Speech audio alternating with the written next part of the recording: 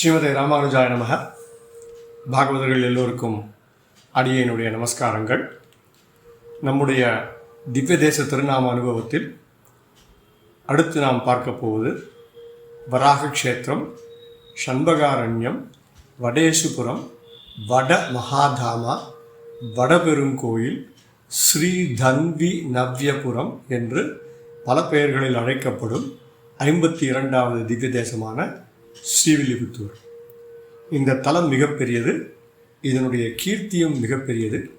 எனவே நமக்கு தேவையான சில வரலாறுகளையும் சில விஷயங்களையும் மட்டுமே நாம் இந்த பதிவில் பார்க்க போகின்றோம். முதலில் தல வரலாறுகளை காணலாம். முதல் சரித்திரம்.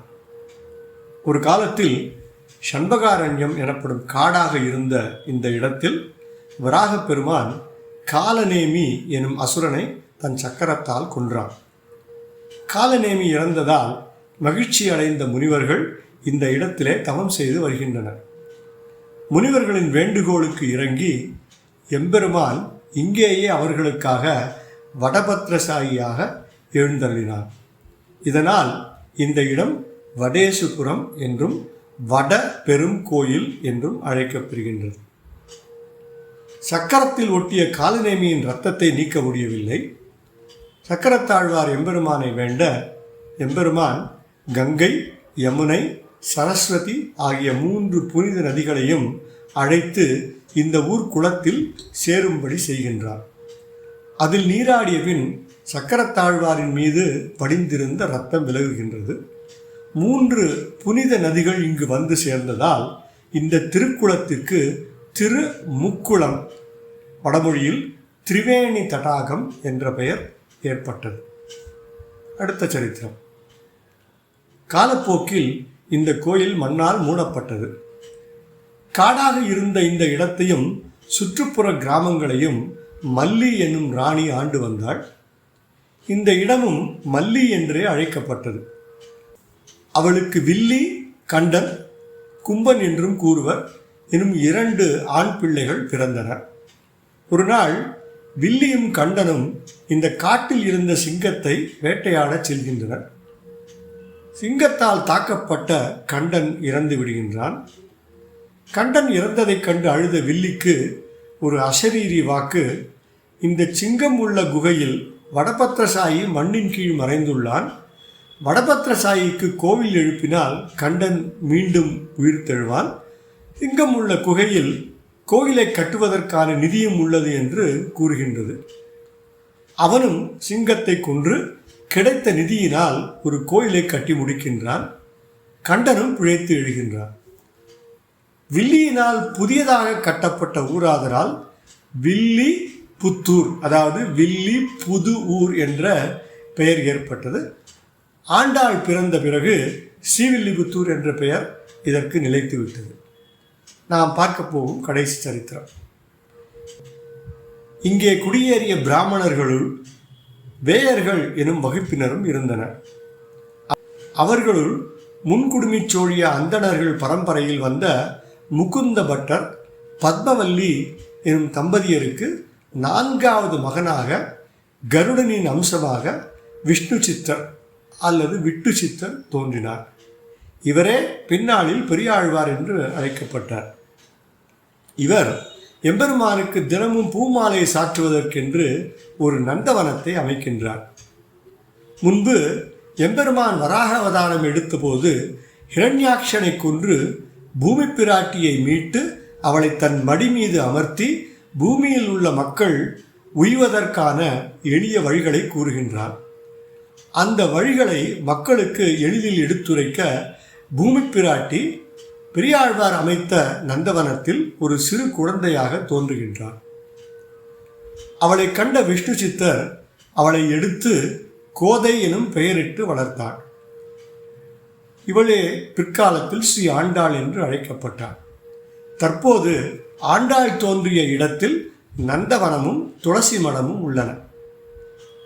இந்த பதிவு திவ்ய தேசங்களை பற்றியதாகையாலும் விரிவு கருதியும் அடியேன் பெரியாழ்வார் மற்றும் ஸ்ரீ ஆண்டாள் பற்றிய விரிவான வரலாறுகளை தவிர்த்துள்ளேன்.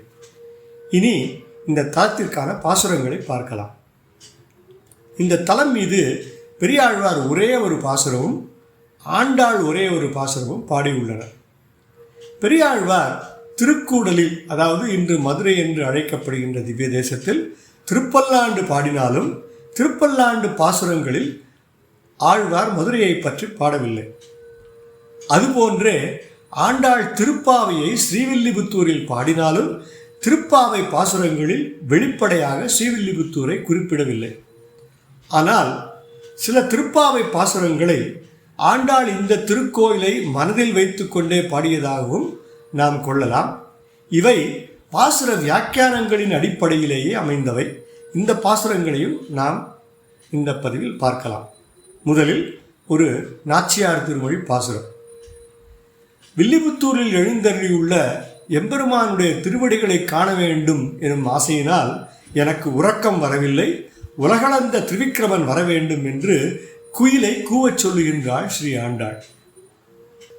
மென்னடைய அன்னம் பறந்து விளையாடும் வில்லிபுத்தூர் உறைவான் தன் பொன்னடி காண்பதோர் ஆசையினால் என் பொறுகையல் கண்ணினை துஞ்சா இன்னடிசிலொடு பாலமுது ஊட்டி எடுத்த என் கோல கிளியை உன்னொடு தோழமை கொள்ளுவன் குயிலே உலகளந்தான் வரக்கூவாய். இந்த பாசுரத்தில் திவ்ய தேசத்தின் திருநாமம் கூறப்பட்டுள்ளது. பாசுரம் தொடர்பாக 3 விஷயங்கள். நம்பிள்ளை நஞ்சியரிடம் எம்பெருமான் வைகுந்தத்தில் இருந்து வடபத்திரசாயியாக இங்கே இருப்பதை ஆண்டாளுக்கு காட்சி கொடுப்பதற்காகத்தானே, எனவே உலகளந்தானை காண வேண்டும் என்று ஆண்டாள் ஆசைப்பட்டதாக கூறுவது எப்படி பொருந்தும் என்று கேட்கின்றார். அதற்கு நஞ்சியர், ஆண்டாள் கோயிலுக்குள் புகுந்தால் நம்மை போல் எந்தவிதமான மாறுதலும் இல்லாமல் திரும்பி வரமாட்டாள். மீண்டும் ராமனை கண்ட பரதன் மயங்கியதைப் போன்றும் நம்மாழ்வார் திருவாய்மொழியில் கண்ணனுடைய சௌலபியத்தை கண்டு மயங்கியதைப் போன்றும் இவளும் பெருமாளை கண்டு மயங்கி விடுவாள். எனவே இவளை இழக்க நேரிடும் என்று நினைத்து ஆண்டாளுடைய உறவினர்கள் அவளை கோயிலுக்கு செல்ல விடாமல் தடுக்கின்றனர். எனவே எம்பெருமானை காணும் ஆசையை ஆண்டாள் இந்த பாசுரத்தில் வெளிப்படுத்தினாள் என்று நஞ்சியர் பதிலளிக்கின்றார். ஆண்டாள் மல்லி என்னும் கிராமத்தில் வளர்ந்ததால் அவளால் வடபெருங்கோயிலுடையானை காண முடியவில்லை என்றும் கூறப்படுவது உண்டு. இந்த திருக்கோயிலில் ஆண்டாளுடைய திருக்கையில் ஒரு கிளி உண்டு. ஆண்டாள் கிளி ஒன்றை வளர்த்ததாகவும் அந்த கிளியை கண்ணனிடம் தூதனுப்பியதாகவும் அதற்கு நன்றி சொல்லும் முகமாகவே தன் கையில் கிளியை வைத்திருப்பதாகவும் கூறப்படுவதுண்டு. ஆனால் இந்த பாசுரத்தில் குயிலே நீ உலகளந்தானே வரச் சொல்லி கூவினால் என்னுடைய கிளியை உன்னுடன் நட்பு கொள்ளச் செய்வேன் என்று குயிலுக்கு ஆசை காட்டுகின்றாள். எனவே ஆண்டாள் கிளியை தூதுவிடவில்லை, குயிலைத்தான் தூதுவிட்டாள் என்றும் தோன்றும். இந்த பதிகமே குயில் பத்து அல்லது குயில் வீடு தூது என்றே அழைக்கப்படுகின்றது. இது இங்கே குறிப்பிடத்தக்கது. அடுத்த பாசுரம். திருப்பாவையின் 26வது பாசுரத்தில் கண்ணன் பெண்களிடம் என்னுடன் இருக்க வேண்டும் என்று இதற்கு முன் வேண்டிய நீங்கள் எதற்கு நோன்புக்கு வேண்டிய பொருட்களை கேட்கிறீர்கள் என்று கேட்க அவர்கள் ஆயர்களுக்காக கேட்கின்றோம் என்றனர். இந்த பாசுரத்தின் இறுதியில் ஆண்டாள் கண்ணனை ஆலின் இலையாய் என்று அழைக்கின்றாள். மாலை மணிவண்ணா பாசுரத்தில், பாசுரத்தின் முடிவில் ஆலின் இலையாய் அருளேலோர் எம்பாவாய் என்று முடிக்கின்றாள். ஆலின் இலையாய் எனும் சொல் இந்த தலத்தில் எழுந்தருளியிருக்கும் வடபத்திரசாயியே குறிப்பிடுகின்றது என்றும் கூறுவர். மேலும் இந்த திருக்கோயிலில் திருப்பாவை சந்தை சொல்லும் பொழுது இந்த பாசுரம் 2 முறை சொல்லப்படுகின்றது. அடுத்த பாசுரம்.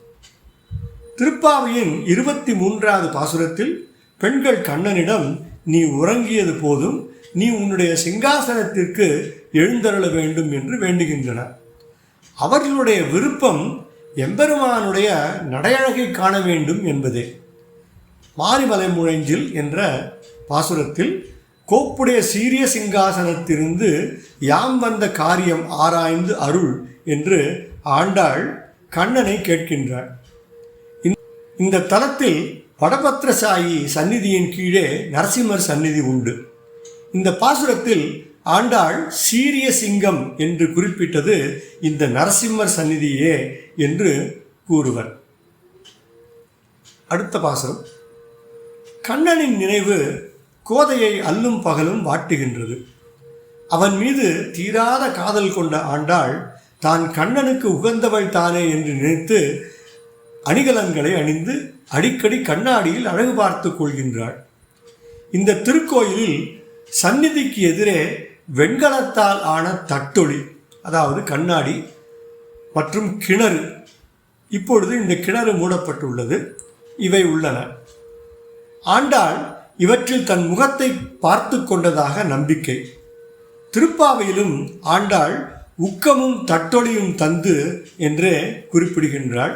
33 என்று தொடங்கும் பாசுரத்தில் கடைசி 2 வரிகளில் உக்கமும் தட்டொளியும் தந்துன் மணாளனை இப்போதே எம்மை நீராட்டேரோர் எம்பாவா என்று 20வது பாசுரத்தில் குறிப்பிடுகின்றார்.